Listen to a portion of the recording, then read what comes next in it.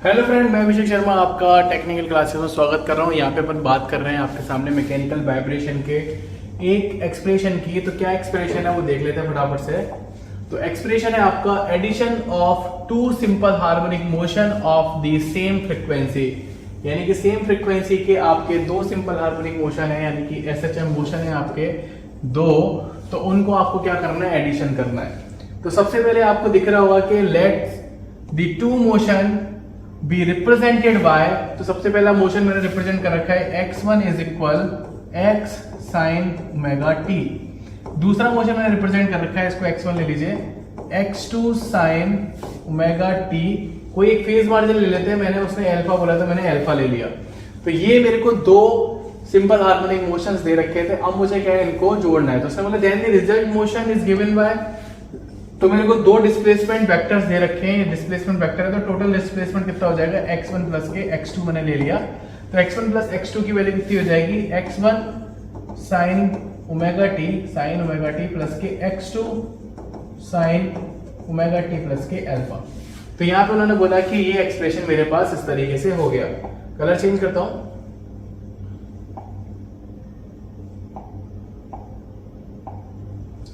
तो ये मेरे पास टोटल एक्सप्रेशन आ गया जो कि इन्होंने यहाँ पे बता रखा है।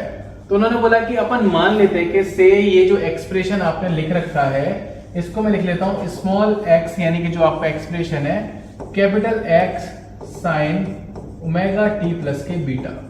ये ऐसा बोल रहे हैं कि अपन इसको इस तरीके से लिख लेते हैं, पर अपन को क्या है कि जब हम इसको इस तरीके से लिख रहे हैं तो अपन को इसको क्या कंपेयर करना पड़ेगा। कंपेयर करने के लिए आप अगर बुक में देखेंगे तो उन्होंने बुक में क्या है, डायरेक्टली कर रखा है, पर अपन को डायरेक्टली नहीं करना है। डायरेक्टली क्यों नहीं करना है, क्योंकि आपको समझ में आएगा कि अपन को एक्सप्रेशन लेके आना है ये। तो देखते हैं क्या है आपका एक्सप्रेशन। तो मैंने उस एक्सप्रेशन को उठा लिया। सबसे पहले मैं ऊपर लिख लेता हूं उसको, कि आपको पता है कि x इज इक्वल जो वैल्यू है आपकी वो x1 प्लस के x2 है। तो जो x की वैल्यू है वो है आपकी x1 साइन ओमेगा टी, जो कि आपकी ये लिखी हुई, प्लस के x2 sine omega T plus के अल्फा। तो मैं यहाँ पे क्या है, इसको ओपन कर लेता हूं, क्योंकि आपको पता है कि साइन ए साइन बी का फॉर्मूला क्या होता है, साइन ए प्लस साइन बी का फॉर्मूला क्या होता है। तो इस फॉर्मूले के बेसिस पे इसको मैं ओपन करूंगा। तो यहाँ पे जो आपकी वैल्यू निकल के आएगी, मैं इसको यहाँ से रफ कर रहा हूं। तो जब मैं इसको ओपन करूंगा तो मेरे पास वैल्यू निकल के आएगी x1 साइन ओमेगा टी, तो ऐसे ही रहेगा। यहाँ पे x2 आपका बाहर रहेगा, यहाँ पे आएगा साइन ए कॉस बी प्लस के कॉस ए, और ये हो जाएगा आपका साइन बी। तो यहाँ पे ये एक्सप्रेशन निकला, मल्टीप्लाई करिए, x1 साइन ओमेगा टी होगा, x2 का मल्टीप्लाई करूंगा तो x2 sine omega T cos alpha plus के x2 cos omega T plus के cos omega T into sine alpha. अब इसमें से क्या है, आपको जो साइन ओमेगा टी वाला कंपोनेंट है उसको पास ले लीजिए, कॉस ओमेगा टी वाले को उसके पास रहने दीजिए। तो जैसे मैं देखूंगा यहाँ पे तो x1 बचेगा, क्योंकि यहाँ से मैं इसको गायब कर रहा हूं। यहाँ बचेगा आपका x2 कॉस अल्फा, ये साइन ओमेगा टी वाला कंपोनेंट हो गया। यहाँ है x2 साइन अल्फा, और ये कॉस ओमेगा टी वाला कंपोनेंट हो गया। तो जब आप यहाँ पे आके देखेंगे नीचे कि वो बता रहा है, आप साफ साफ देखेंगे कि इस कंपोनेंट में यहाँ पे दो कंपोनेंट लिख रखे हैं, देखिए ध्यान से, x1 प्लस के x2 कॉस अल्फा, जो कि आपको यहाँ देखने को मिल रहा होगा ये वाला, और दूसरा कंपोनेंट दिख रहा है आपको, वो क्या है आपका x2 साइन अल्फा, जो कि आपको यहाँ पे दिख रहा है, जो कि है दूसरा वाला कंपोनेंट। तो वो कैसे आया, मैं उसको भी ओपन कर देता हूं। तो यहाँ आप देखेंगे, इसको मैं ओपन कर रहा हूं, x साइन ओमेगा टी, ये हो जाएगा आपका कॉस बीटा, क्योंकि बीटा कंपोनेंट है। फिर उसके बाद प्लस लूंगा तो x को मैं आगे की तरफ मल्टीप्लाई कर रहा हूं। अब उसके बाद हो जाएगा आपका cos omega T into sign beta. तो यहाँ पे आप देखेंगे साइन ओमेगा टी वाले कंपोनेंट को जब मैं कंपेयर करूंगा, साइन ओमेगा टी वाले कंपोनेंट को कंपेयर करूंगा, तो ये जो वैल्यू दिख रही है वो आपको साफ साफ दिख जाएगी, वो x कॉस बीटा के बराबर है। तो जब मैंने इसको कंपेयर किया तो मेरे पास वैल्यू निकल के आई, यानी कि इस इक्वेशन को और इस इक्वेशन को मैं कंपेयर कर रहा हूं, इक्वेशन नंबर 1 और इक्वेशन नंबर 2 को। तो मेरे पास साफ साफ वैल्यू दिख रही है, x